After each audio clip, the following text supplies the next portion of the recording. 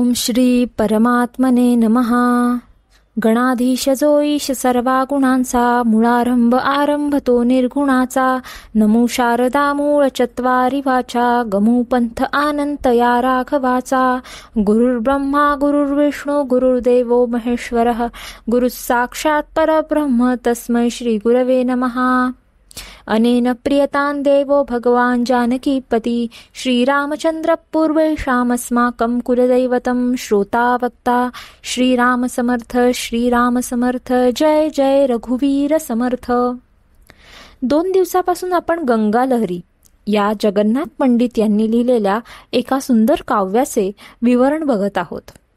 त्यासोबतच वामन पंडित यांनी केलेला त्याचा अनुवाद, समश्लोकी आणि समवृत्ती हेही बघत आहोत.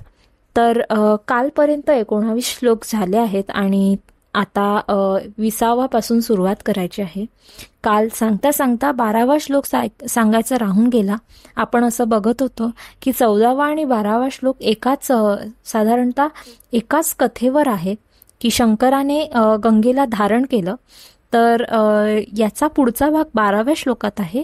12व्या श्लोकात वामन पंडित म्हणतात, विलोकिता जिते भवभयजनांचे परिहरी, तया त्वन्मूर्तीचा अतुल महिमा कोण विवरी. अतिक्रोधे खिन्ने करिहट उमा तो न गणुनी, प्रयत्ने श्री शंभू तुझ निज शिरी ठेवी जननी. म्हणजे आई, तू शंकराला इतकं मोहात पाडलं आहेस की आपली स्वतःची पत्नी पार्वती ज्या वेळेस मत्सराने तुझ्याकडे बघते त्यावेळेस तिची मनधरणी करण्याचं सोडून शंकर तुला प्रेमाने आणि प्रयत्नांनी तुला आपल्या शिरावर धारण करतात, मस्तकावर धारण करतात. त्यामुळे तुझ्या या कल्याणकारक मूर्तीचा महिमा कोण वर्णन करू शकेल बरं, असं जगन्नाथ पंडित 12व्या श्लोकात म्हणतात. माफी असावी, आपण हा श्लोक कालच घ्यायला हवा होता, मात्र काही ओघाने 14व्या नंतर 13वा घेतला आणि 15व्या पासून सुरुवात झाली. तर क्षमा असावी. पण यापुढचे श्लोक व्यवस्थित क्रमाक्रमाने बघूया. तर 20वा श्लोक. 20व्या श्लोकात एक खूप सुंदर अनुप्रास जगन्नाथ पंडित यांनी मांडला आहे. तर 20वा श्लोक आपण जर संस्कृतमध्ये वाचला तर तो आहे, मरुल्ली लालोलल लहरी लुलितांभोज पटली, स्खलत पांसुव्रात चूर्ण विसरत कंकुमरुची. हा जो ल चा अनुप्रास आहे अतिशय सुंदररित्या जगन्नाथ पंडितांनी 20व्या श्लोकात मांडला आहे आणि याचा अर्थ आपण बघणारच आहोत. आणि त्याचं भाषांतर, अनुवाद वामन पंडितांनी असा केला आहे, स्फुरे वायू तेणे उठती लहरी ते कमळीचा, गळे रेणू तेणे सलिल विलसे कुंकुमरुचा. जया देव स्त्रींच्या स्तन अगरुचा पंक मिसळे, बहुधावे ऐसे तव जळहरू जन्म सगळे. आता गंगेच्या पाण्यावर जसे त्यांना काक दिसले, कावळे दिसले, विविध त्यांना चंदनाच्या लेपाने किंवा कस्तुरीच्या लेपाने आलेल्या स्त्रिया, याचं वर्णन त्यांनी केलं. त्याबरोबर त्यांनी आणखीन एका गोष्टीचं वर्णन इथे केलं आहे, ते म्हणजे कमळांचं. तर जगन्नाथ पंडित इथे काय म्हणतात की जो पाण्याचा प्रवाह आहे त्याच्यामध्ये अनेक अशी लाल गुलाबी कमळं आहेत आणि वाऱ्याच्या प्रवाहामुळे, वाऱ्यामुळे जेव्हा ते हलतात, पाण्याच्या लाटा उठतात आणि त्यामुळे ते हलू लागतात, डुलू लागतात, त्यावेळेस काय होतं, त्याच्यातले जे परागकण आहेत ते पाण्यात पसरतात. आता हे जे परागकण आहेत त्यांचा रंग असतो लाल आणि ह्या लाल रंगाचा, कुंकवाचा रंग पाण्याला येतो तुझ्या. आणि सोबतच काय होतं, लाल रंग तर पाण्याला आलाच, सोबत काय होतं की जया देव स्त्रींच्या स्तन अगरूचा पंक मिसळे. म्हणजे अगर म्हणजे आपण अगरबत्ती लावतो बरोबर. अगर या शब्दाचा अर्थ आहे सुगंधी लेप, उठणं म्हणा किंवा सुगंधी लेप म्हणा. जेव्हा देवस्त्रिया म्हणजे सुरस्त्री म्हणजे देवांच्या सुद्धा स्त्रिया ज्या आहेत, जेव्हा तुझ्यामध्ये स्नानाला येतात त्यावेळेस ते उठण्याने किंवा सुगंधी लेपाने स्नान करत असतात आणि तो लेप जो आहे तो तुझ्या पाण्यात मिसळतो. आणि असं हे अगरुयुक्त असं म्हटलेलं आहे. हे जे पाणी आहे हे अतिशय दाट होतं, चिखलाप्रमाणे दाट होतं, ज्याच्यामध्ये कुंकवाचा लाल रंग त्या परागकणामुळे पसरलेला आहे. त्यासोबत वेगवेगळी अशी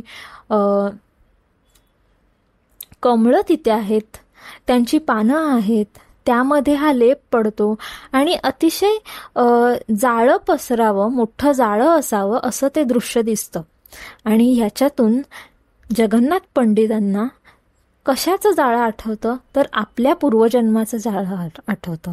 जनन जाल, आपल्या पूर्वजन्माचं जाळं त्यांना आठवतं.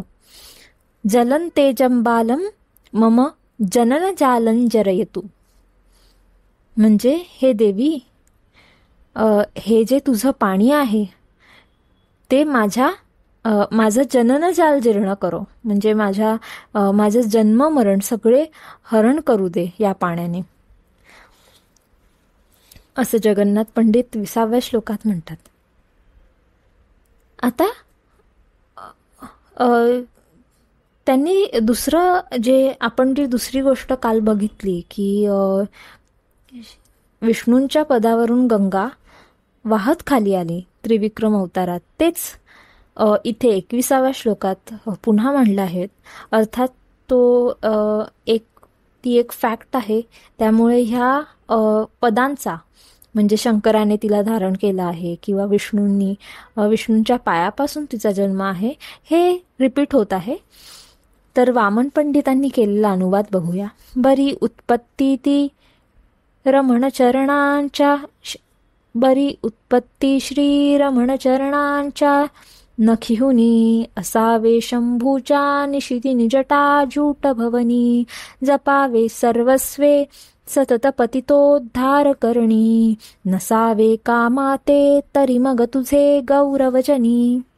अग गंगे माते, तुझा उगम साक्षात लक्ष्मीपती विष्णूंच्या चरणकमळापासून आहे आणि ती साक्षात श्री शंकराच्या शिरोभागी म्हणजे जटांमध्ये मस्तकावर तुझी वस्ती आहे. अशी 2 उच्च पदे तुला लाभली आणि मग तुझा यशोमहिमा जगात सदा जागृत का नाही राहणार. तुझा जन्म हा विष्णूच्या चरणकमळापासून. तू राहतेस कुठे तर शंकरांच्या मस्तकावर आणि तू करतेस काय तर हतपतित निस्तारण विधव. तू काय करतेस तर आमच्यासारखे जे पतित आहेत, हीन आहेत, त्या सगळ्यांना उद्धरण्याचं काम तू करतेस. मग तुझ्या यशाचा महिमा जगात का जागृत राहणार नाही नेहमी. म्हणून हे तुझे गौरव नेहमी सगळीकडे नांदत आहे. अशी अनेक तीर्थपदे आहेत की, पण तुझाच महिमा का तर त्याचंही उत्तर 22व्या श्लोकात जगन्नाथ पंडित देतात. नद्या शैलाहुनी किती न निघती त्या क्षितितळी वदावे शंभूच्या शिरीगुरुपणे कोण जडली स्वतो ये कोणे श्री दैत चरणा लागी धुतले जिये ते योजावे जव तुझनले शक प्राप्ती मिळे. आता तुझं वैशिष्ट्य हे मागच्या श्लोकात वर्णन केलं 21व्या श्लोकात की उत्पत्ती विष्णूंपासून शंकराच्या जटांमध्ये निवास. तर या जगामध्ये असे कितीतरी नद्या आहेत, तीर्थस्थाने आहेत, मात्र तू एक त्यामध्ये अतिशय विरळ आणि स्वर्गामधून निघालेली अशी एकही नदी त्यामध्ये नाही. बाकीच्या नद्या पर्वतांमधून उगम पावतात, पण एक तरी आहे का जी विष्णूंच्या नखांपासून उगम पावली आहे. किंवा बाकीच्या नद्या सागराला मिळतात, अवतरल्यानंतर. त्यानंतर सांग बरं, अशी एक तरी आहे का जिला शंकराने आपल्या मस्तकावर धारण केले आहे? नाही ना. त्यामुळे तुझी तुलना कुठल्याही दुसऱ्या नदीसोबत करणं शक्यच नाही. 23. अनुष्टो एकांती निरवधि समाधी प्रतिविधी निजोशेषी सौख्ये हरिहर करो तांडव विधी तपे कृच्छेदो दाने उगाली यजमानसी न पवे पदात्री कामांची जरी जगी तुझी मूर्ती मिरवे. सर्व कामना पूर्ण करणारी गंगा माता या जगामध्ये जागृत आहे. आणि तिचं काम काय? तर ती अनेकांना पालन पोषण करते तिच्या पाण्याने आणि त्यांचा उद्धार सुद्धा करते. आता ब्रह्मदेवाचं काम काय? तर ब्रह्मदेव उत्पत्ती करतो. मात्र गंगेच्या प्रवाहातून जे पाणी येतं त्याच पाण्याने झाडाझुडपांचा सगळ्यांचं पालन पोषण होतं. त्यातून अन्न येतं, त्यातून औषधी येतं, त्यातून देह जीव निर्माण होतात. त्यामुळे ब्रह्मदेवाचं कामच राहिलं नाही. त्यावेळेस ब्रह्मदेवाला म्हणावं की तू आता काळाच्या अंतापर्यंत समाधी लावून बस. आमची ही गंगा माता हे काम करण्यास सक्षम आहे. विष्णूला म्हणावं तू सुखाने शेषावर शयन कर. का? कारण गंगा इतकी पवित्र आणि सगळ्यांचं पालनपोषण करणारी आहे की तिच्या पाण्यानेच सगळ्यांना तृप्तता मिळते. तिच्या पाण्याने तहान भागते, त्यातून उगवणाऱ्या वनस्पतींनी भूकही भागते. त्यामुळे या पूर्ण सृष्टीचं पालन जणू काही गंगाच करत आहे. त्यामुळे विष्णूला म्हणावं तू आता सुखाने शेषावर शयन कर. आणि शंकराला म्हणावं आता तू अखंड नृत्य करत राहा, म्हणजे लय. तर माणूस जेव्हा मरतो, मृत्यूसमयी ज्यावेळेस गंगेच्या तीरावर पडतो किंवा गंगेचा स्पर्श त्याला होतो, त्यावेळेस त्याला मुक्ती मिळते. तर हे तीनही कार्य, उत्पत्ती, स्थिती आणि लय, हे तीनही कार्य गंगा उरूच देत नाही त्या तिघांसाठी. त्यामुळे त्या तिघांना म्हणावं की तुम्ही तुमचे ध्यान, तुमचे शयन आणि तुमचे नृत्य अखंड करत राहा. मग प्रायश्चित्तांची किंवा तप, दान, यजन या कशाचीही आवश्यकता उरणार नाही. असं एक छान उपमा जगन्नाथ पंडितांनी दिली आहे की ते गंगेलाच त्रिदेव मानतात आणि ज्या देवाप्रती आपला पूर्ण समर्पण भाव असतो ना, त्या देवाप्रती आपल्याला अशी उपमा सुचते. जसं गुरुला आपण ब्रह्म, विष्णू, महेश तिघही म्हणतो. गणपतीला, जे गणपती आराधना करणारे असतात त्यांना गणपती सर्वस्व आहे. त्याप्रमाणे जगन्नाथ पंडितांची एक समर्पण जे आहे ते या श्लोकातून दिसतं की त्यांनी गंगेला ब्रह्मसुद्धा म्हटलं आहे. त्यांनी गंगेला ब्रह्मा, विष्णू, महेश या तिघांची उपाधी दिलेली आहे. आता बघूया 24वा श्लोक. अनाथ स्नेहाळे गतिविहीन मी तू सुगतिदा जगोद्धारा तू मी पतित गदमी तू वरी गदा सुधाब्धी तू मी तो तृषित ऐ तुझा शिशु अशा तू ते आलो शरणपथ योजी उचितसा. आता इथे जगन्नाथ पंडितांनी आपण कोण आणि माता कशी, बाळ कसं आणि माता कशी, अशी स्वतःला सुद्धा उपाध्या दिल्या आहेत आणि गंगेला सुद्धा वेगवेगळ्या उपाध्या दिल्या आहेत. तर ते म्हणतात मी अनाथ आहे आणि तू स्नेहाचा सागर आहेस, तू दया करणारी आहेस. मी कुठे जावं हे माहिती नसणारा गतिविहीन असा मी आहे आणि तू सुगतिदा म्हणजे चांगली शुभगती देणारी आहेस, पुण्यमय गती देणारी आहेस. मी पतिता आहे आणि तू मात्र जगाचा उद्धार करणारी जगोद्धारा, विश्वोद्धारक आहेस. मी रोगांनी पिडलेला, अनेक रोग झालेले पापी असा आहेस आणि तू मात्र धन्वंतरी, जणू औषधीच आहेस. मी तान्हेला आहे आणि तू अमृताचा सागर, तू सुधा सागर आहेस. हे माते, मी बाळ आहे तुझा, तू आई आहेस.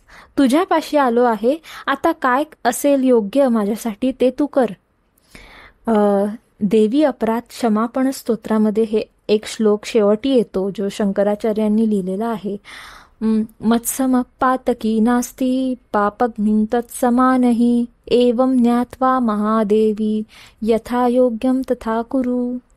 म्हणजे देवी, मला एवढंच माहिती आहे की माझ्यासारखा पातकी, माझ्यासारखा पती दुसरा कोणी नाही, आणि तू या सर्व पापांना नष्ट करणारी, जाळून टाकणारी अशी आहेस. तेव्हा तुला योग्य वाटेल तसं तू कर. यथा योग्यम तथा करू.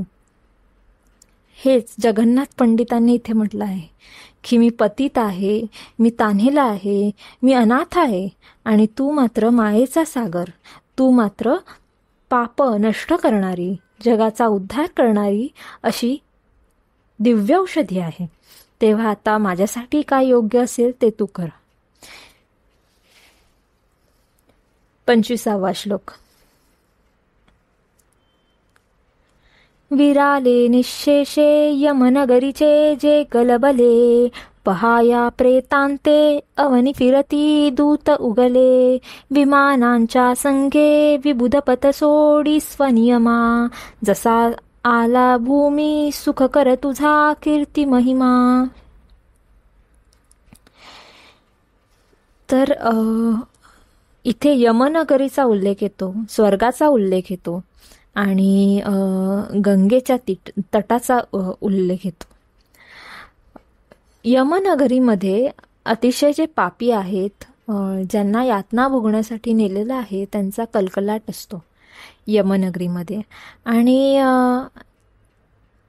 आणि काय झालं बरं, जेव्हापासून तुझी कल्याणकारक कथा या जग्गी भूमितलावर अवतीर्ण पावली, त्या क्षणापासून, जेव्हापासून तू या जगावर आलीस, या जगामध्ये आलीस, त्या क्षणापासून काय झालं तर तो जो गोंगाट आहे यमाच्या नगरीतला, तो सारा लुप्त झाला. यमदूतांना प्रेत शोधण्यासाठी दूर दूर कुठे कुठे भटकावे लागते. का? ज्या वेळेस एखादा मृतदेह तुला स्पर्श करतो, तुझ्या पाण्याला स्पर्श करतो, त्यावेळेस त्याला मुक्ती मिळते आणि तो स्वर्गलोकात जातो. त्यामुळे झालं काय तर यमाहून येणाऱ्या दूतांचा जो रस्ता आहे तो अतिशय रुखा पडलेला आहे, आणि त्यांना कोणी मिळत नाहीये. त्यांच्या यमनगरामध्ये गोंगाटही कमी झालेला आहे, आणि स्वर्गातून येणाऱ्या विमानांची मात्र गर्दी झाली आहे. आणि या गर्दीने जणू काही आत्ता जशी ट्रॅफिक जॅम होते तसं तिथे इतकी रहदारी वाढली आहे. असं तुझ्या कथेचा महिमा, तुझी ही कल्याणकारक कथा ज्या क्षणी या पृथ्वीवर अवतरली तेव्हापासून सगळ्यांनाच जणू स्वर्गप्राप्ती झाली आहे, असं जगन्नाथ पंडित म्हणतात.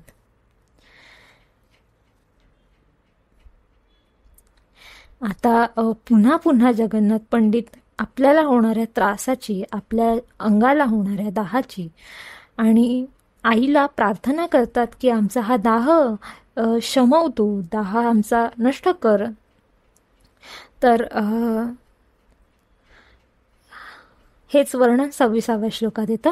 स्फुरे काम क्रोध ज्वर बहुकरालर्चिक चिकबनी, जळे तेणे काया जननी अमुची ही प्रतिदिनी, महोमीच्या योगे उसळती तुझे तो यकणते, तया संतापाते शमौत अहो देव सरिते. हे गंगे, काम, क्रोध अशा अनेक विकारांनी आमच्या मनात घर केले आहे, आणि ते आमच्या मनात कधीही वर येतात. थोडं काय झालं तर आमच्या मनात काम येतो, क्रोध येतो, आणि त्याच्या भयंकर ज्वाला उठतात. त्या सगळ्या ज्वालाने, त्या सगळ्या आगीने आमच्या पूर्ण शरीराचा दाह सुरू झाला आहे, आमच्या शरीराचा ताप होत आहे.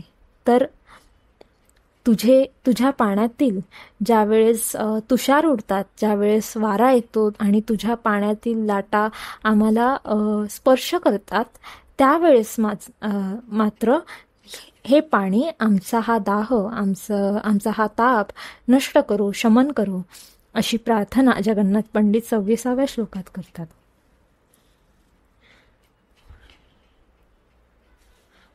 आज 26व्या श्लोकापर्यंत, उद्यापासून 27व्या श्लोकापासून सुरू करूया.